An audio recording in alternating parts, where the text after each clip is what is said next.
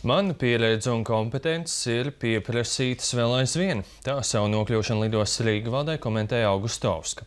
Telefona intervijā Panorāmai jauniecātā lidostas Rīga valdes locekle apgalvoja, ka amatu viņai piedāvājis satiksmes ministrs un nepiekrīt, ka pie labi atalgotā darba tikusi politiskās piedarības dēļ. Kas jums piedāvāja šo amatu un varbūt kādēļ jūs arī piekritāt?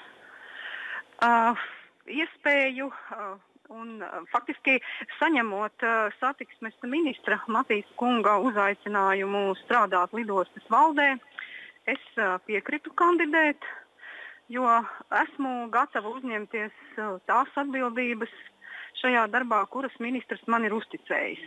Proti veicināt lidostas Rīga un satiksmes ministrijas labāku sadarbību.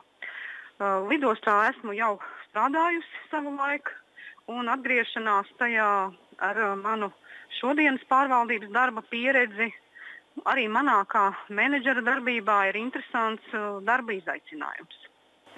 Vai jums ir kāds konkrēts uzdevums tagad dots, pie kā jūs strādāsiet, vai kaut kāda sfēra jautājumi?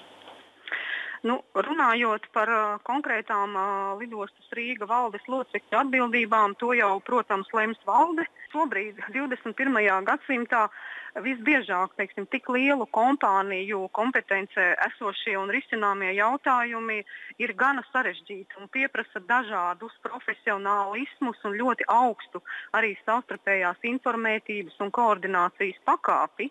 Un, protams, ka arī noteikti ar satiksmes ministriju kā kapitāla daļu turētāju un akcionāru. Un tas, protams, uzliek valdei kopīgu atbildību un valdei kopīgi kā komandai gan izdiskutēt, gan arī pieņemt lēmumu. Jā, un visbeidzot, ko jūs varat teikt par savējo likšanu vienkārši amatos labi atalgotos? Varu teikt, ka mana līdzšinējā pieredze un kompetences ir pieprasītas un novērtētas vēl aizvien. Tā tas ir.